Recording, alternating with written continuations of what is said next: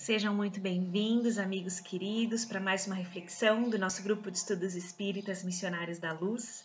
Hoje eu trouxe para a gente refletir sobre um conto que é de Irmão X, psicografia do Chico Xavier, está no livro Relatos da Vida, e me chamou muito a atenção sobre esse conto, porque ele conta uma história que aconteceu lá na época de Jesus, logo após a sua crucificação, mas que remete muito ainda aos dias atuais, ao nosso comportamento, às nossas impressões, às nossas atitudes.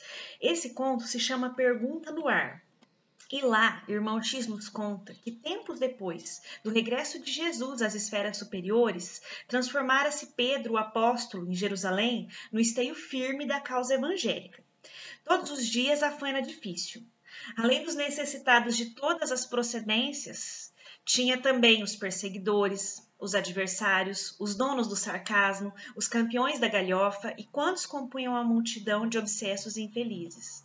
Quer dizer, além daquelas pessoas necessitadas, sofredoras, a quem Pedro acudia, tinha também aquelas pessoas que queriam atrapalhar o trabalho de Pedro, né? O trabalho que Pedro seguia ali através dos ensinamentos de Jesus. Falando mal, usando de sarcasmo, querendo atrapalhar mesmo aquele trabalhador fiel do Cristo. Simão, ora brando, ora enérgico, servia sempre. A feição humana do amigo de Jesus era, porém, examinada sem qualquer compaixão pelos críticos intransigentes. Era Pedro fraco ou forte? Vaidoso ou humilde? Compreensivo ou intolerante? E nesse clima de diz que me diz, achava-se Eliaquim, o filho de Josias, à procura de ervilhas num pequeno mercadinho lá de verduras, quando ele se viu à frente de Natã, que era um fariseu letrado e rico da cidade, que passou a inquiri-lo assim de maneira direta. Ele virou e falou: então, é você agora um cliente daqueles que seguem o Messias? E o interpelado respondeu: sim, eu me vi doente de um dia para o outro e, além de tudo, despojado de todos os meus bens pela ambição dos parentes ingratos. Em terrível penúria, recorri a Simão, que me acolheu. Simão Pedro? Ele perguntou. Sim, ele mesmo. E porventura você se sente tranquilo tendo procurado Simão Pedro? Ao que esse homem respondeu: como não? Tenho hoje com ele um novo lar. O Natã pousou a destra no ombro do amigo e murmurou: Eliaquim, francamente, eu não entendo a razão pelo qual tantos compatriotas se deixam embair pelas manhas do pescador que se faz de santo. Tenho lido e ouvido algo acerca do profeta Nazareno, e não lhe regateio admiração, mas o Pedro? Um brutamontes mascarado de mestre? Descansei por várias semanas na Galiléia junto ao lago, em cujas bordas andou Jesus ensinando a nova doutrina. E em torno de Simão apenas recolhia apontamentos escabrosos. É um poço de prepotência e brutalidade na forma de homem. Contam-se dele coisas incríveis. Não se trata unicamente da negação em que se fez reconhecido por traidor do próprio Jesus, a quem ele disse reverenciar. Dizem que sempre foi um modelo completo de crueldade e de ingratidão. Mau filho, mau amigo. Alguns companheiros que pude ouvir mais intimamente declaram-no viciado e vaidoso. Além de tudo isso, é notório em Jerusalém que ele não tem cultura alguma. Arrasa com as nossas tradições e ensinamentos quando se expõe a falar em público. O homem abre a boca e o desastre aparece. Confunde Isaías com Jeremias. Atribui a Davi palavras de Moisés. Israelitas distintos, recém-chegados da Grécia, que se puseram a escutá-lo por respeito a Jesus, retiraram-se daqui escandalizados, segundo me disseram. Que fazem vocês com o ferrabras dessa ordem? Acaso não buscam saber se Pedro possui moral bastante e educação suficiente para tratar de encargos em que ousadamente se ocupa? Quer dizer, ele questionava como que as pessoas seguiam, iam procurar ajuda, como que as pessoas permitiam que Pedro trabalhasse na causa do Mestre Jesus, já que apesar dos esforços, dos trabalhos, ele era uma pessoa que tinha tantas dificuldades, tantas pessoas falando mal dele, tantas coisas, tinha até negado Jesus ali diante da cruz. Ou seja, segundo esse fariseu, Pedro não tinha envergadura para trabalhar para Jesus. E porque ele a quem emudecesse, respeitoso, Natã insistiu. Diga-me, por favor, qual é a sua própria opinião? E o interpelado fitou o poderoso fariseu demoradamente, e depois de alguns instantes de expectação, respondeu sem alterar-se: Natã, é verdade que Simão é um homem rude, com muitos defeitos, apesar dos tesouros de amor e serviço que derrama do coração. Mas e você, meu amigo? Você que possui milhares de livros e estudou ao pé dos sábios de Jerusalém e de Alexandria, você que conhece Roma e Atenas, talvez palmo a palmo, você que é proprietário de fazendas e terras, casas e rebanhos, você que pode ser virtuoso, provavelmente não tem nenhuma de nossas necessidades materiais. Que faz você, por amor a Deus, em auxílio ao próximo? Natã fixou um sorriso amarelo, deu de ombros, lançou saliva na terra seca, ergueu a cabeça altiva e afastou-se, enquanto a pergunta ficou no ar. E assim nós vemos hoje também, infelizmente, tantas pessoas que se dizem aí seguidoras de causas nobres e boas, mas que criticam mordazmente os trabalhadores que servem nas mesmas searas, que tentam fazer o bem, seja lá o rótulo que utilizem, achando que estão ajudando a causa do cristianismo, quando na verdade atrapalham aqueles que buscam servir por amor à causa, mesmo tendo as suas dificuldades, porque nós sabemos que no atual estágio evolutivo que nós estamos, somos todos aprendizes. Nenhum de nós ainda é santo, nenhum de nós ainda se encontra no nível de espiritualidade superior a ponto de apontar aqueles outros que estão ao nosso redor. E aí a gente começa a pensar como que o nosso julgamento com relação ao próximo é prejudicial. Porque quando a gente começa a fazer esse julgamento todo, aquela pessoa que às vezes tem alguma dificuldade, algum problema com relação ao seu comportamento, às situações em que se encontra, a gente começa a tirar a oportunidade de trabalho no bem, a gente começa a querer quebrar o ânimo daquela pessoa, de ajudando o próximo, tentar se reerguer, tentar fazer o melhor no lugar onde ela se encontra.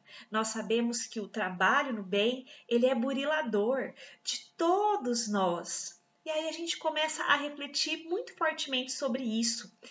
E aí entra a questão do medo da crítica, que muitos de nós, se não todos nós, guardamos em nosso coração.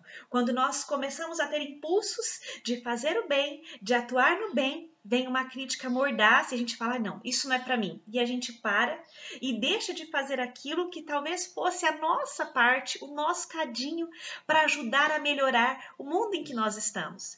E sobre isso tem um comentário muito interessante do espírito Joana de Ângeles, pelas mãos de Divaldo Pereira Franco, no livro Autodescobrimento, uma busca interior, em que Joana diz o seguinte: para ser objeto de crítica, basta destacar-se, sobressair, tornar-se um alvo. É confortador alguém ver-se sob petardos, significando haver rompido o escudo da mesmice, de igual a todos, do não chamar a atenção. É ser alguém, ser especial e até ser único. Ela nos chama a atenção aqui para quando a pessoa começa a querer fazer algo que, no bem, que provoque uma posição relativamente de destaque, os ataques começam a chegar.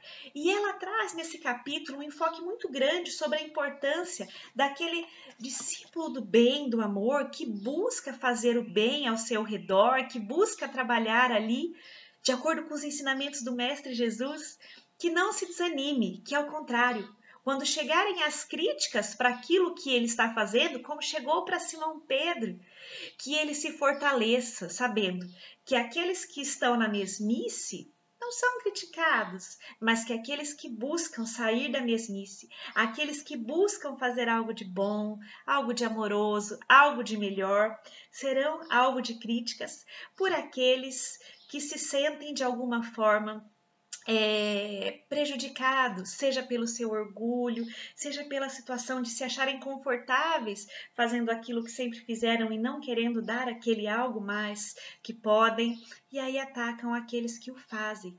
A mensagem de Joana de Ângeles ali é clara sobre a gente não desanimar, sobre a gente insistir no bem, sobre a gente insistir no amor. E aí a reflexão que eu trago para vocês é a seguinte: vocês já repararam como o mal é ousado? Como as pessoas que estão envolvidas ainda em vibrações inferiores e maldosas, como eles são ousados, eles vão, eles fazem. E aí a gente começa a se queixar do mundo. Ai, o mundo tá ruim, tanta coisa ruim acontecendo. E aí a gente pensa o seguinte: e se os bons, os que buscam o bem, os que apesar das suas dificuldades, dos seus defeitos que todos nós temos, se esses que querem o bem fossem ousados também e buscassem sem desistir constantemente, apesar das quedas, se levantar e continuar no caminho da busca, do amor, do serviço a Jesus? Será que o mundo não seria muito melhor? Será que nós não teríamos aí uma inversão grande desses valores? Ao invés de vermos o mal dominando os noticiários, as redes sociais, será que o que dominaria esses meios de comunicação não seriam as atividades do bem, as atitudes do bem? Então, que a gente possa pensar muito bem quando estiver nas duas situações. Quando a gente se vê à beira de criticar alguma pessoa que está buscando fazer o bem ao seu modo, que a gente pare e pense se nós não estamos sendo aí aliados e servindo ao mal, prejudicando aquele que busca algo de bom. E quando nós estivermos fazendo um trabalho envolvido no bem, algo que brote do nosso coração, de auxílio ao próximo, e sofrermos esses ataques aí de quem não entende ou de quem não tem a disposição que nós buscamos ter para trabalhar, que a gente se revista de todo o amor e pense o seguinte: se o bem fosse usado como o mal é, será que o mundo não estaria muito melhor? Será que não é isso que espera Jesus de cada um de nós? Lembrando que Jesus sofreu perseguições e ataques, que Paulo de Tarso sofreu perseguições e ataques. Todos aqueles que tiveram trabalhos grandiosos na esfera do bem foram atacados por aqueles que queriam prejudicar a continuidade aí dos trabalhos, mas persistiram fortemente. E eu acredito que é esse o convite que Jesus faz para cada um de nós, porque esses trabalhos não precisam ser coisas grandiosas, mas aquelas coisas pequenas também do dia a dia, dentro da nossa casa, com os nossos familiares, no nosso trabalho, com os nossos amigos, que a gente busque ser sempre esse servo, esse discípulo do bem, que como Simão Pedro, que tinha, lógico, seus defeitos, seus vícios, buscou trabalhar no bem depois de ter conhecido o Mestre Jesus, que nós possamos também insistir sempre no bem. E quando nos vermos alvo de críticas, que nós nos sintamos não desanimados, mas fortalecidos, pensando: se até o nosso Mestre Jesus foi tão duramente criticado e atacado, nós, os seus aspirantes a discípulos, seus seguidores, por que reclamamos dessas perseguições? Sigamos fortes aí no bem, sigamos fortes no amor. Lembrando que quando a gente se decide por trabalhar no bem, nós nunca estamos sozinhos. Tem uma espiritualidade amiga maravilhosa que dá as mãos pra gente, nos intuindo, nos conduzindo e fortalecendo para que o bem se implante de maneira mais ampla no planeta em que nós vivemos. Muito obrigada pela companhia de vocês e nos vemos na próxima reflexão.